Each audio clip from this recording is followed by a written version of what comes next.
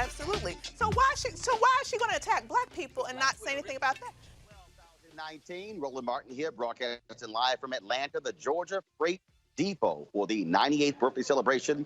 Reverend Dr. Joseph Lowry. On today's Roland Martin Unfiltered, we, of course, will share our thoughts about the great Joseph Lowry and a number of guests who are already arriving here. Also, Ed Buck, of course, the man who has been indicted in the deaths of Jamal Moore and Timothy Dean. He actually showed up in court today to issue a plea. We'll tell you exactly what took place in federal courtroom. Also on the show today, the school district in Little Rock, Arkansas.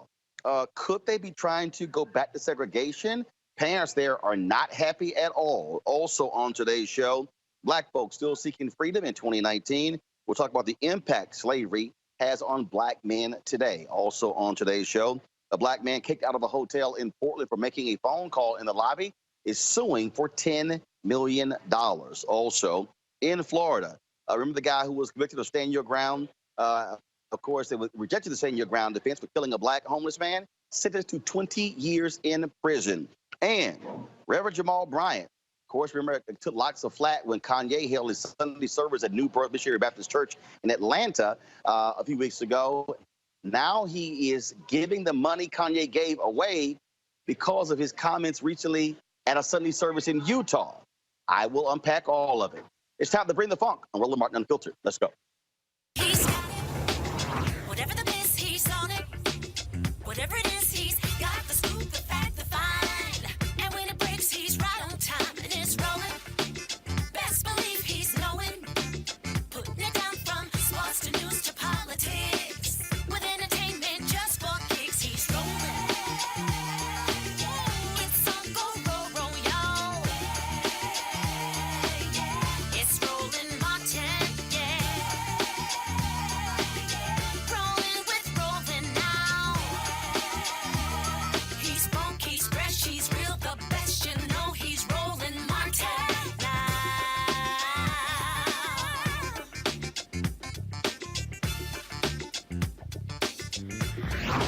Martin.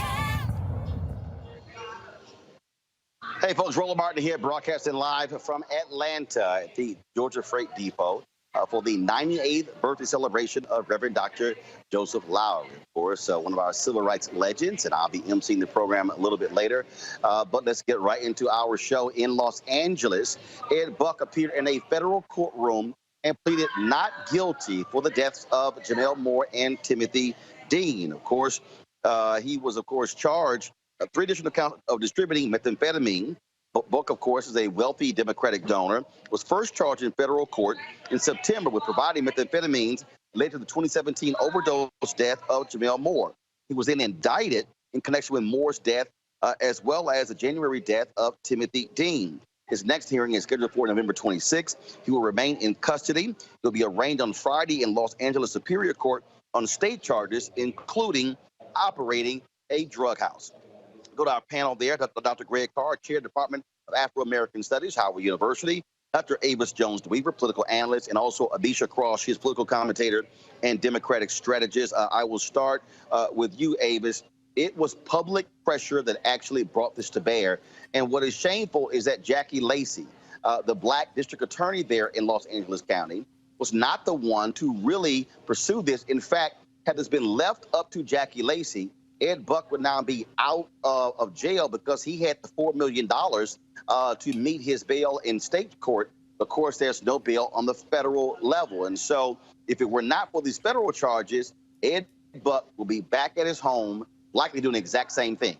Chilling, getting away with murder. I mean, it is really unconscionable that it's taken this long. I mean, these are not the first 2 incidents that he's been involved with in terms of black men showing up dead in his space. And so it's good to see that finally it looks like there will be a measure of justice here. But it's a shame that when left to their own devices, specifically, as you mentioned, at the state level, he would have been able to get away with it once again. Misha, again, public pressure matters, and this is why it matters in this case. The protests shining a light on Ed Buck, the social media, the work of Jasmine Koenig and so many others, us, of course, putting issue on this show. The constant attention is what happened here. But the bottom line is 2 black men have died as a result of being in Ed Buck's home. This tells you that black lives don't matter, even to a black DA in Los Angeles County. Absolutely. It tells us that, but it also tells us that even to the LGBTQ organizations that are supposed to be fighting to protect people against this type of predatory behavior, black lives also don't matter. One of the things that we've consistently seen is that among those organizations, the faces are always white LGBTQ members. They are rarely black people in general. And when we see an issue like this, those organizations have largely been silent. Where's human rights? Where are all of these organizations that stand in the intercession for victims of these violent crimes? In Ed Buck's case, I agree. There was so much of a groundswell of individuals across Hollywood who have stepped out and have said, for years, actually, that this is what's happening. And it took a very long time. 2 people died. However, there have been dozens more who have almost died or have been held captive and have also been injected with these lethal drugs and have been a part of this secret sex dungeon or not so secret sex dungeon that he's had going on. And I think that this tells us something else about society where everyone knows what's going on and it takes years for any legal charges to actually come up. Greg Carr, we've often talked about this whole issue that, again, for black folks, for black women comes up missing, there has to be protests, there has to be a massive focus put on mass media. The fact that this guy, multimillionaire, using his money to be able to keep his freedom, and again, thank goodness he's arraigned in the federal court, otherwise he would still be out. Absolutely, and I agree with everything that Dr. Jones-Weaver and also Sis Cross have said. I mean, when we look at this guy, Ed Buck is a former Republican. Of course, he's donated to Democrats now. But this is a story about class. It's about the super elite. This is a man who has supported LGBTQIA causes, but also engages, as we just heard Sister Cross say, in some fairly devious and deviant behavior, but his money shielded him up until now. And then when you see, you know, in our community, just because we happen to be from the same race, when you start disaggregating that by social class, these are some of the most vulnerable people in this society. So these black men who have been reared a certain way sexually and in their social class are at the bottom of the pyramid, even so much so, as we just heard, that you don't see people advocating for them. And finally, what you have echoed again and again, the fact that this show is one of the few places, along with the people in the streets, that is consistently talking about this. This isn't going to be covered in any way on Eurostream or commercial white media. The fact is that popular pressure is what leads to transformation. And that's always been the case. There's only one weapon you can use against money. That is people. People have to be organized to deal with people who have money. All right, folks. Again, he's going to be the next court date is in November, so we'll certainly be covering that. And want to thank Jasmine Kanye for keeping us updated. She also, of course, posted on her social media account a video of Jamel Moore's mother and Timothy Dean's sister actually meeting in a restaurant and hugging. Quite emotional. These 2 black women, of course, in an unfortunate situation, their loved ones dying in Ed Buck's apartment. Both of them, of course, seeking justice. Going to a break. We come back. We'll talk Reverend Jamal Bryant. He pretty much said, Kanye, don't sit here and play with Jesus and your Sunday service. I'll unpack that when we come back on Roland Martin Unfiltered. You want to check out Roland Martin Unfiltered? YouTube.com/Roland S. Martin. And subscribe to our YouTube channel. There's only one daily digital show out here that keeps it black and keep it real. It's Roland Martin Unfiltered. See that name right there? Roland Martin Unfiltered. Like, share, and subscribe to our YouTube channel. That's YouTube.com/Roland S. Martin. And don't forget to turn on your notifications so when we go live, you'll know it. All right, folks, you've heard me talk a lot about marijuanastock.org because I want to keep you informed of investment opportunities that make sense. And we've all watched the growth of the cannabis industry. A recent report by New Frontier Data estimates the global cannabis market at more than $340 billion. We know that marijuana legalization is sweeping the country state by state. We also know that marijuana has a good cousin, the hemp plant, with a much higher concentration of CBD. That means hemp gives you all the medical benefits of marijuana without getting you high. Until recently, hemp farming was practically illegal in the U.S. and heavily regulated by the DEA. However, the 2018 Farm Bill changed all of that, making it legal to grow hemp CBD in the U.S., creating one of the largest commodities worldwide. They need land to grow all the plants, and that's where our good friends at 420 Real Estate come in. Their business model is simple. They buy land that supports hemp CBD grow operations and lease it to licensed, high-paying tenants. That's right, they are hemp CBD landlords. And you can get in on the action. Now, what they've done, 420 Real Estate has done is offer this special deal for the folks who watch Roland Martin Unfiltered. Originally, the minimum investment level was $500. Now you can invest in this crowdfunding campaign for as little as $200 up to $10,000. Again, this is a $340 billion industry that is still growing. You can participate with as little as $200. To invest, go to marijuanastock.org. That's marijuanastock.org. Get in the game and get in the game now. All right, folks, a few weeks ago, Kanye West attended New Birth Missionary Baptist Church in Atlanta, pastored by Reverend Jamal Bryant. He took his Sunday service there. It was a packed place. Reverend Jamal Bryant said more than 100 folks actually committed their life to Christ. Just so many millennials who were there.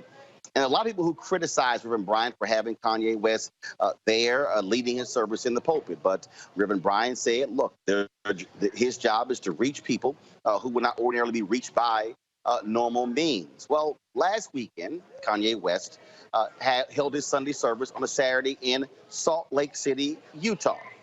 During that Sunday service, he actually made some comments where he talked about why he was voting for Donald Trump.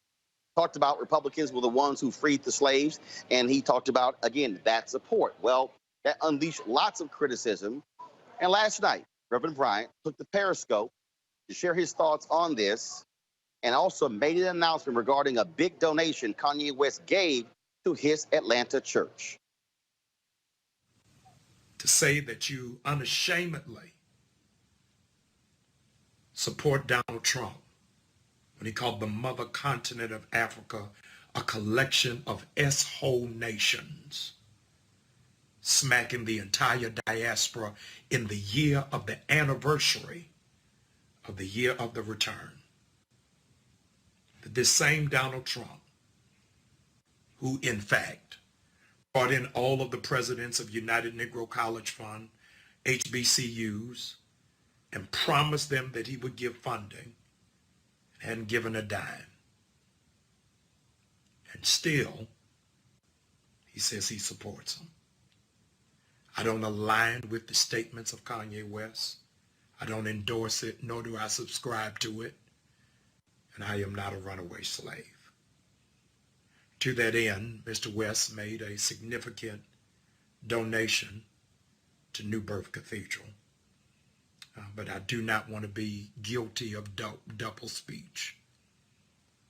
So I met with my team today, and the donation that he made to our church, I am now redirecting. And I'm going to be giving that donation he gave to Morris Brown College. I'm giving it to Morris Brown College because Kanye West's mother was a professor there, Dr. Donda West. Morris Brown College is one of the oldest black colleges in the state of Georgia. But with the money, Kanye, that you gave to me, I'm going to redirect that and open up a scholarship in your mother's name in the English department so that an entire new generation will be able to read, comprehend, write essays, directions, letters, and hopefully policies that will reverse what Donald Trump is endeavoring to do.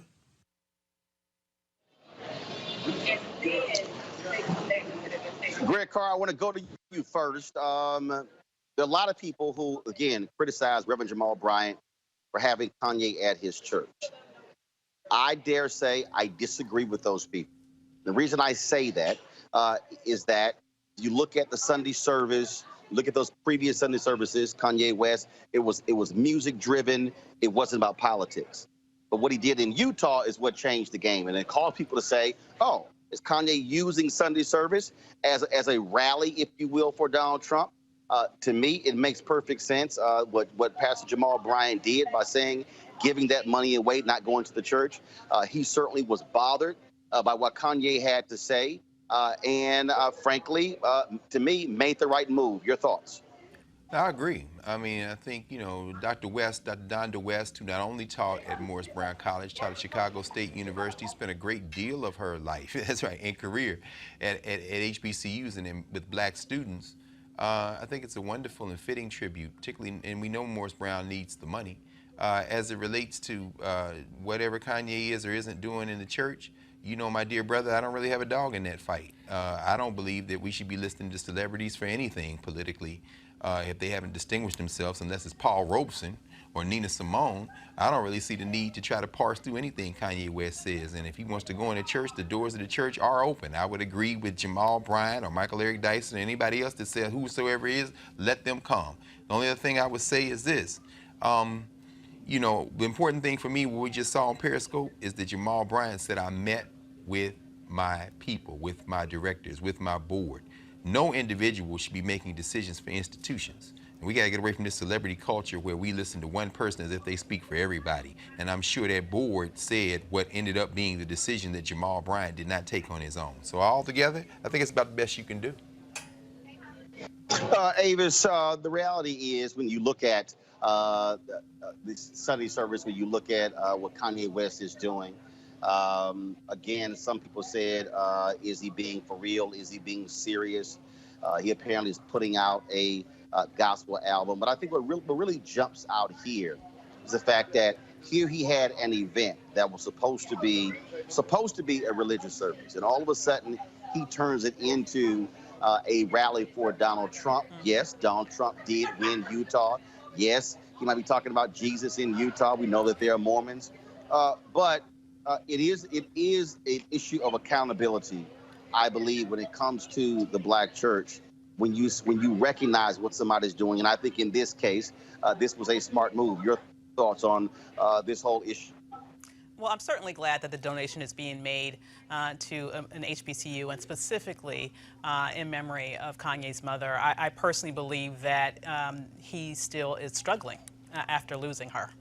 Now, as to his antics in Utah, I just find it interesting that if he feels so strongly about it, why did he wait until Utah to go into this pro-Trump screed? He was just in Atlanta. He didn't have the nerve to say that in front of a church full of black folk. I'm just wondering why he waited until he was at Utah to say this. And so, I'm one of those people that's a little bit more skeptical about his transformation. I really believe this is a marketing scheme for his next album. And I think that he will morph to best be able to relate to whatever crowd he's in front of at the moment. And so that's why when he was at the black church, he said nothing about Donald Trump. He's going to sit there and try to get everybody all hyped with his music, which is good, but I'm going to tell you, I can find music that beautiful in any church, in any black community around this nation, so I'm not particularly impressed by it. But when he was in Utah, he did what one would expect him to do in front of thousands or how many hundreds of white folks that was there. He capitulated to what he thought their desires were. And at the end of the day, I think he's looking to maximize his bottom line once his album comes out. I mean, sure, there is the reality. There is a reality that that celebrities are able to reach a different audience than traditional church leaders. I remember watching that video. First of all, that was a time when New Birth Missionary Baptist Church had 20,000 plus members, where every seat in that facility, which seats 10,000, would be filled. I remember being there in 2000, where a long call for a men's meeting it was a Sunday. 2 days later, 4,000 black men were at that church. Obviously, when he got hit with sexual assault charges of being involved with men in that church, it just plummeted, and then their membership went down to under 1,000. And so that church was jam-packed when Kanye was there. In that video by Brian, he said that some 500 millennials were in line at 6 a.m. or 6:30 a.m., and the church didn't start till 9:30. But what you see here is that's one side. Now the flip side is what then happens when you have a Kanye who all of a sudden somewhere else begins to turn it into a Trump rally, And that is what changes this whole deal. And so clearly, Bryant realized they needed to address this issue. Absolutely. I feel like at the end of the day, the recognition has to be here. People came to that church for Kanye. They didn't come to that church for Jesus. And moving beyond that, I think that the timing is also very interesting because, as you know, a week ago in D.C., there was the huge Blexit rally and all of those, and you had a ton of millennials, particularly the outreach to black would-be Republicans. And I think that, to be honest, there has probably been a conversation between Trump and Kanye.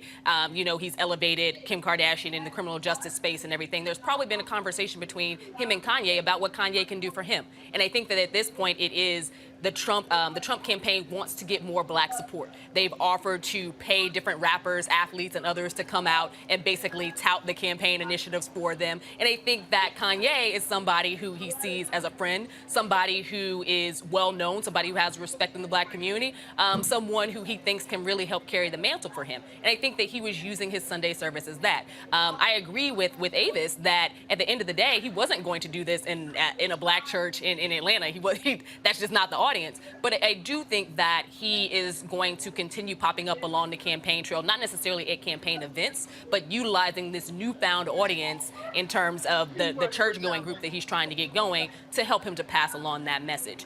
And to be frank, this isn't the first time we've seen a rapper or a hip-hop star or a black artist go from being that black artist to going into the churches. We saw it with Mace. We've seen it with several people from the 90s as well. We saw it with MC Hammer. At the end of the day, it usually happens when your record sales are tanking. In his case, we're seeing it in a sort of a different sense. But I do think that there is something to be said about him linking this alongside his church-going audience or his newfound church-going audience. All right, folks, we're going to leave it there. We're going to go to a break. We come back.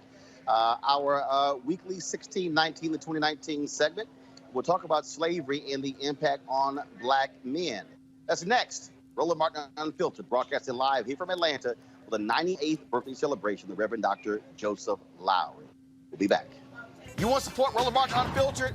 Be sure to join our Bring the Funk fan club. Every dollar that you give to us supports our daily digital show. There's only one daily digital show out here that keeps it black and keep it real as Roland Martin Unfiltered. Support the Roland Martin Unfiltered daily digital show by going to RolandMartinUnfiltered.com. Our goal is to get 20,000 of our fans contributing $50 each for the whole year. You can make this possible. RolandMartinUnfiltered.com.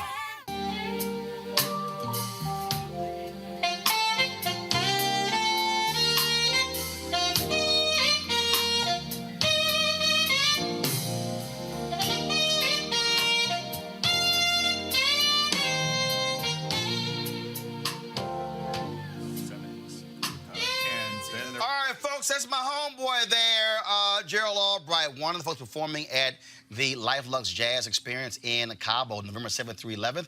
I'm going to be there as well. Weekend-long event held at the Omnia Day Club in Los Cabos, nestled on the Sea of Cortez in Los Cabos, Mexico. Folks, it's going to be an amazing time over those 4 days. We're going to have lots of great food and drink and golf and spa, health and wellness, you name it. The second annual Luxe Jazz Experience. Of course, some great people, entertainers are going to be there. Comedian Mark Curry, Jamal Bryant, Alex Bouillon, Raul Madan, Incognito, Pieces of a Dream, Kirk Whalum, Average White Band, Donnie McClurkin, Shalea, Roy Ayers, Tom Brown, Ronnie Laws, and Ernest Quarles. I'll be broadcasting Roland Martin Unfiltered for that Thursday and Friday there as well. And so we want you to be in the house. It's going to be a great time. Go to lifeluxejazz.com, LIFELUXEJAZZ.com for more information. Packages are going fast. You also want to book it soon so your airline tickets are not crazy high. So go to lifeluxejazz.com.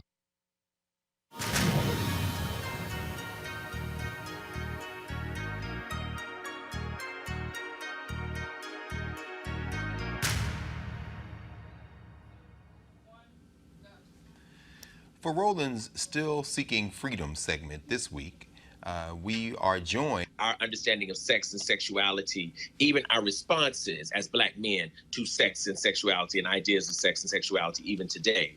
And I think one of the things that's important about it is the ways in which the black male body was used sexually. I think we have not really explored that as a phenomenon during during enslavement. And I think it's extremely important that we do that, because without doing that, we will not fully understand the assault that Black men endured and the assault that Black masculinity and Black manhood sustained.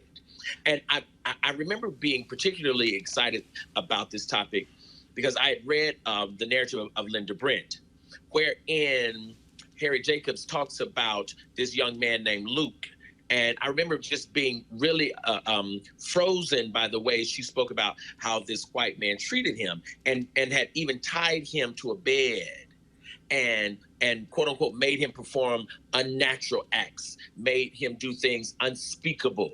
And I began to look at and began to think about the coded language in which sex and sexuality was talked about in the 18th and 19th centuries. And I began to think about the silences around Black male exploitation that I think has been perpetuated from enslavement to this day. And so I'm very much interested in uncovering and speaking those silences in order that we might begin to get the kind of healing that I think will allow us to be fathers and husbands and brothers to the degree that we have always wanted to be.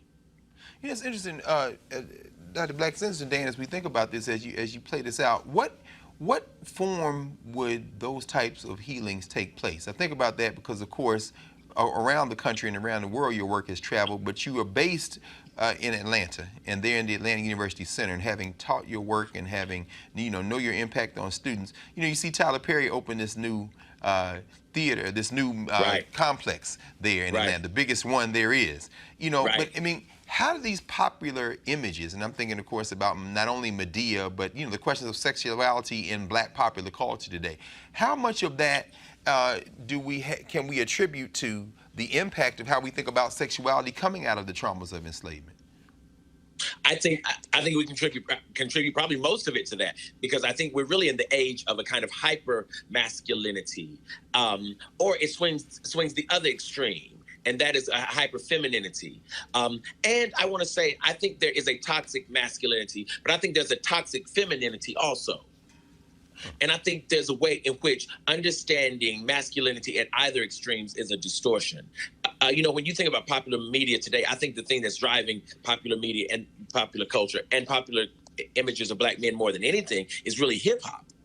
But I think hip hop has images and notions of manhood and masculinity that are extremely dangerous to and for us as a people. Some of them are wonderful, and there's some amazing hip hop out there. But there's also some very popular notions of manhood and masculinity around this notion of sex and sexuality, around this notion of money and getting money, and all I want to do is get money, and smoking weed and all of this. These kinds of things which seem to do nothing but present Black men as purveyors of pleasure.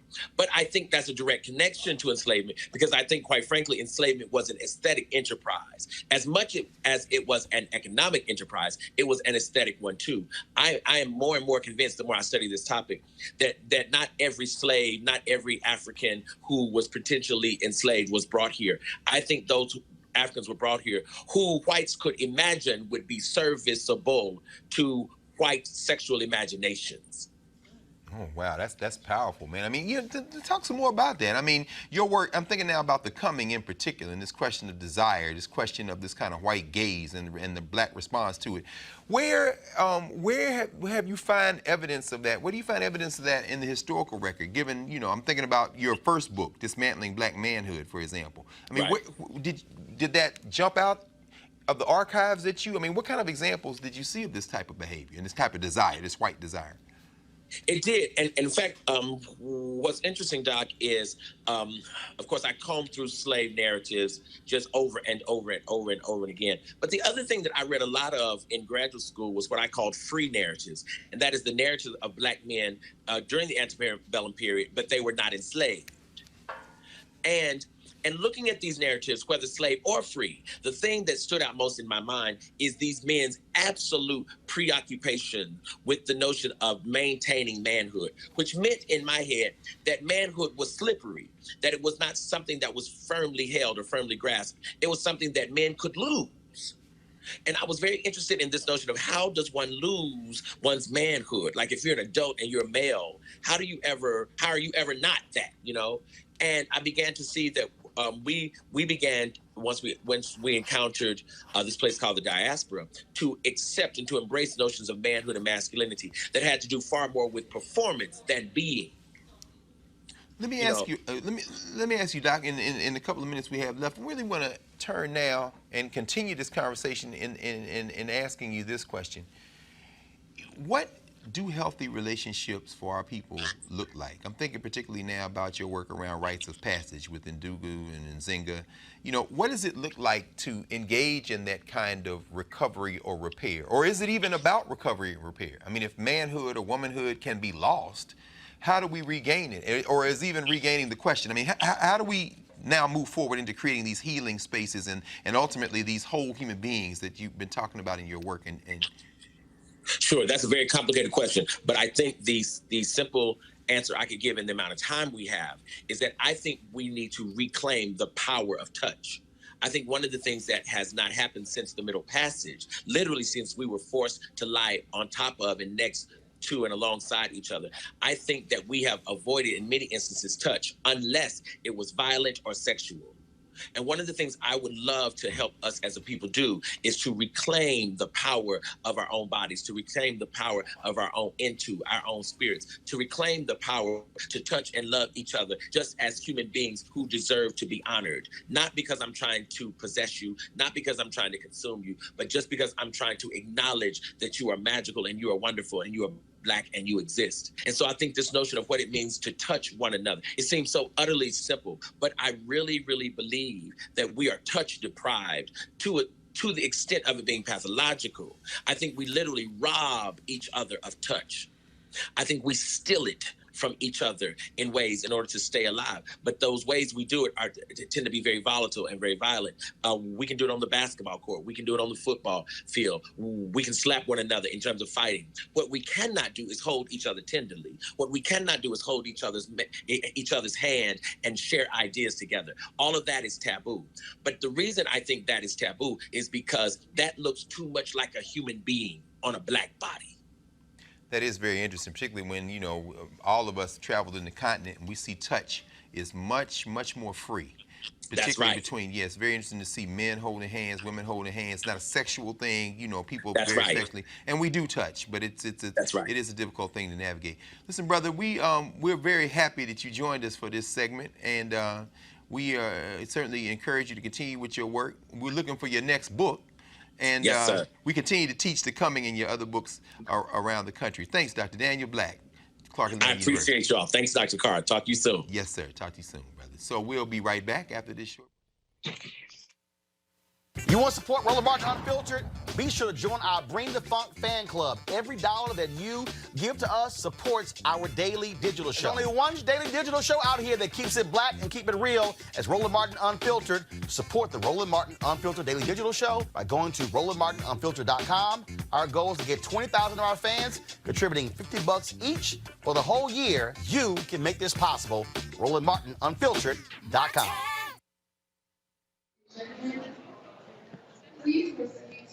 Oh, man, how hard is it to be black? A black man in Portland, Oregon. Remember, he was accosted in a hotel where he was on the cell phone talking to his mother, and a security guard came up to him and said, "What are you doing here?"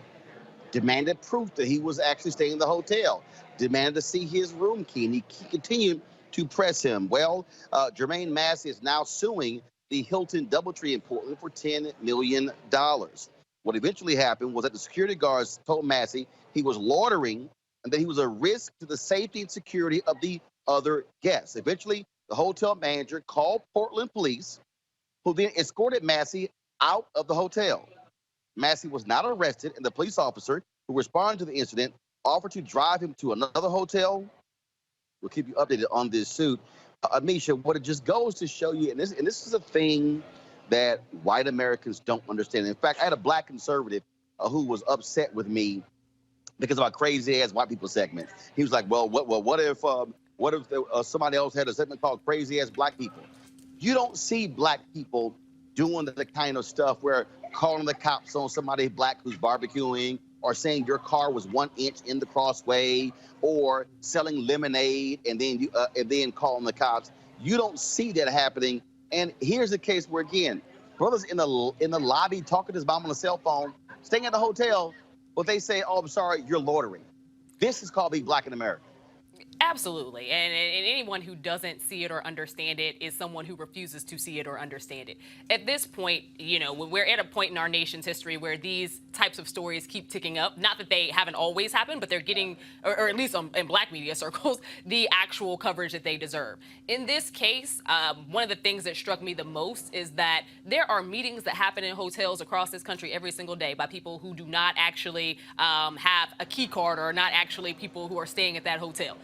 They are as frequented by people who are just there to hang out or to meet somebody else as a Starbucks is, with people not actually purchasing or doing anything other than having conversation. And those folks rarely, if ever, again, unless they're a black man, have someone who steps up and asks them any questions whatsoever. So I think that this also goes to the fact that we know that there are people who hang out in hotels and have those conversations, and if there is a loitering rule, then that loitering rule should apply equally to everyone. But there is absolutely no reason why you should confront someone who is literally on his cell phone, not bothering anybody, and basically be forceful towards them and elicit the type of behavior that we saw this individual doing. I think that this goes to show, one, how, again, people in authority, literally white people in authority, often view black bodies, specifically black men.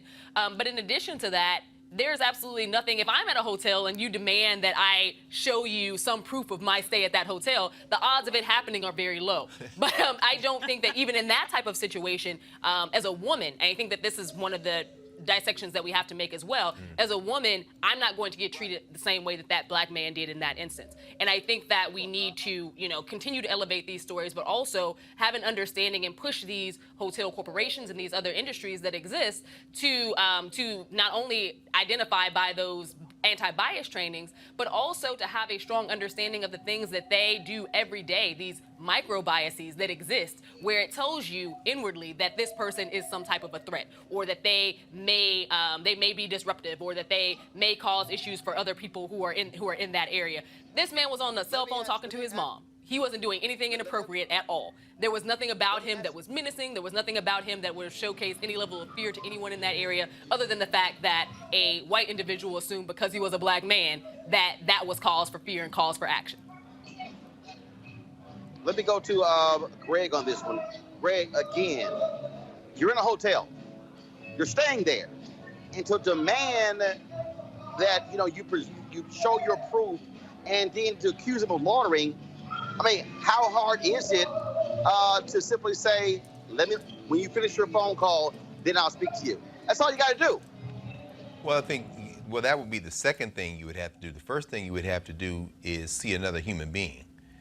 And that's simply not going to be the case in a racialized society. This is about policing black bodies, plain and simple. As someone who, you know, like you, was born and raised in the American South, you know, I can think of what my father used to say sometimes, like, son, sometimes you got to go through life as if you got one bullet in your gun. The question is tonight the night you're going to use it? There have been many times when I've been approached and asked for identification, and I just produced it. Why? Because it was easier to get this person out of my face than it would be to say, no, I don't have to show you anything. But of course you don't have to show anybody anything if you're living in a society where your life may not be at risk. But this is a question where you make a judgment call. And in that moment, you never know the circumstances. And this is a message for white people, the many white viewers and those who might tune into this. Y'all gonna get the right one day. And a man gonna be talking to his mother on the phone, and she's gonna tell him about something that's very personal and may make him very emotional, and you're gonna walk up to them and say, excuse me, can I see your ID? And you're gonna catch something you didn't intend to catch. So here's a message to white people. Either you start treating us like human beings, or you might find out that you're gonna get a surprise. It's lucky that this hotel may just get off with a few $1 million, because that could have ended very differently depending on how any of us, woman or man, is approached at a moment when somebody tries to decide that they're gonna impose their humanity on us as if we're something less than human. Avis, again, I think, look, we have seen more and more of this, and I'm telling you, white folks have been emboldened in this country since Donald Trump is president to literally challenge the mere presence of black people. We had the story in Maryland, of course, where these sisters were by the pool, and this guy pretty much just chased them off of the property.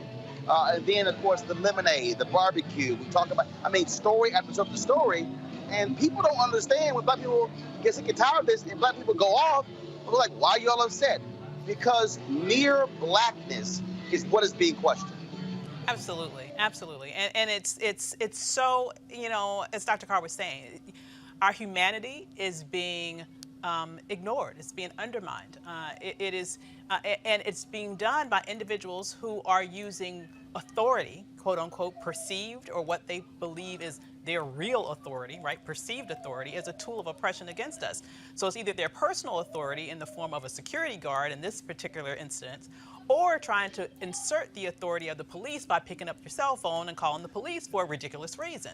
And so we've always in this country had this situation where white people use authority as tools of oppression against African Americans. I think this is very interesting because it sort of parlays into a meeting that I was in a couple of weeks ago at Facebook's headquarters around, you know, the reality that black people, for example, are more likely to be put in Facebook jail than white people. And one of the things that was brought up in that meeting in terms of one of their explanations for this was that white people just tend to report more than black people. And they will report all sorts of ridiculous things, but according to them, a lot of the people who interpret what's being reported are people from around the world. So they don't even understand our cultural context here in America to really make oftentimes good decisions about whether or not what was reported was actually something that deserved attention. I say all that to say that it's just another example of how white people are more prone to use authority in order to oppress black people, either in real life or even in the virtual space in terms of what we see in social media. All right, folks, I got to read this story here real quick here. Michael Drake of Florida was found guilty of manslaughter in the 2018 killing of an unarmed African-American father he shot in a dispute over a handicapped parking space. He was sentenced today to serve 20 years in prison.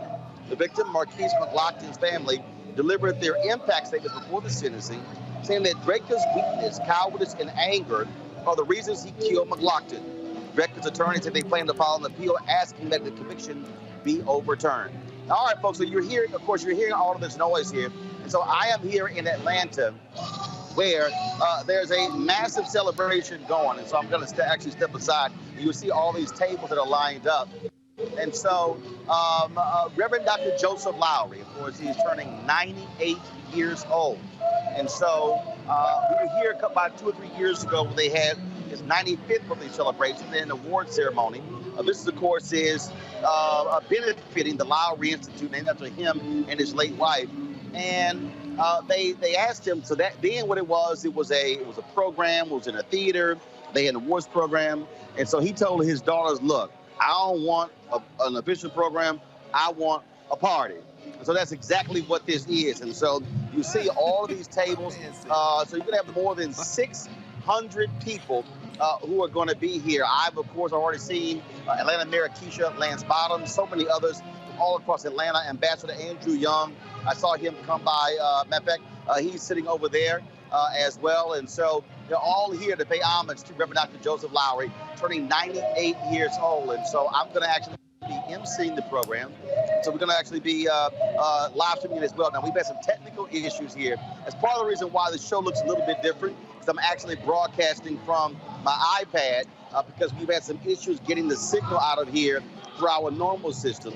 And so what we're trying to do is do a workaround as we speak. And so if we don't live stream the celebration tonight, we, of course, will shoot it, upload it to our folks, and actually live stream it once the program is over tonight and tomorrow as well. And so lots of things happening right now in D.C. Executive Leadership Council having their big dinner benefiting, of course, honoring billionaire Robert Smith.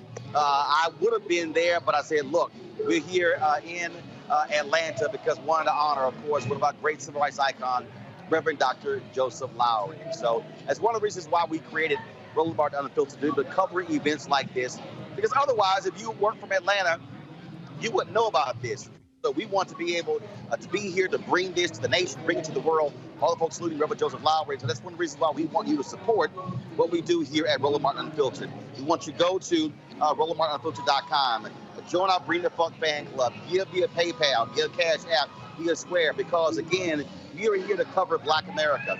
We are here to speak to our issues.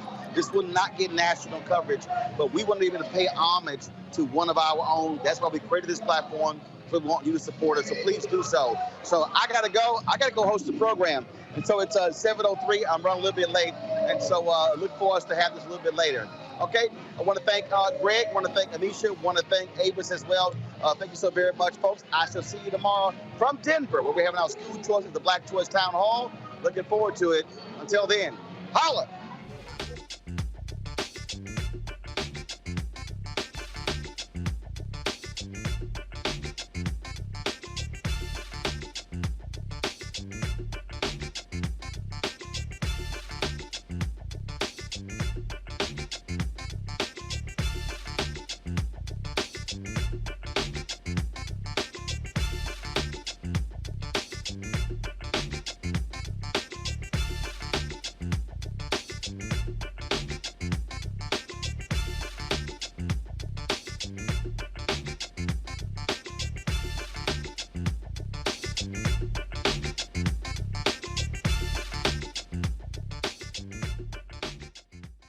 You want to check out Roland Martin Unfiltered?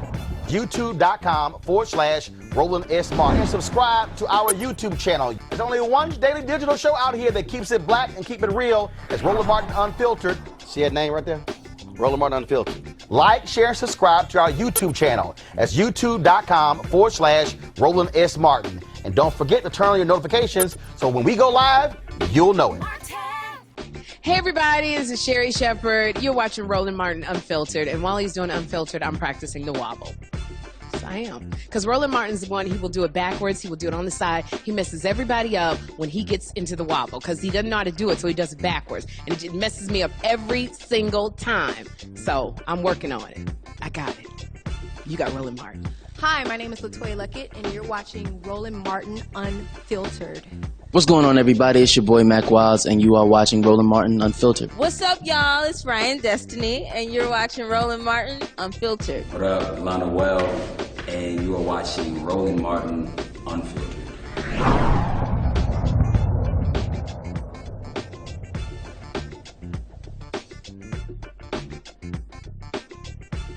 You want to support Roland Martin Unfiltered? Be sure to join our Bring the Funk fan club. Every dollar that you give to us supports our daily digital show. There's only one daily digital show out here that keeps it black and keep it real. It's Roland Martin Unfiltered. Support the Roland Martin Unfiltered daily digital show by going to RolandMartinUnfiltered.com. Our goal is to get 20,000 of our fans contributing $50 each for the whole year. You can make this possible. RolandMartinUnfiltered.com.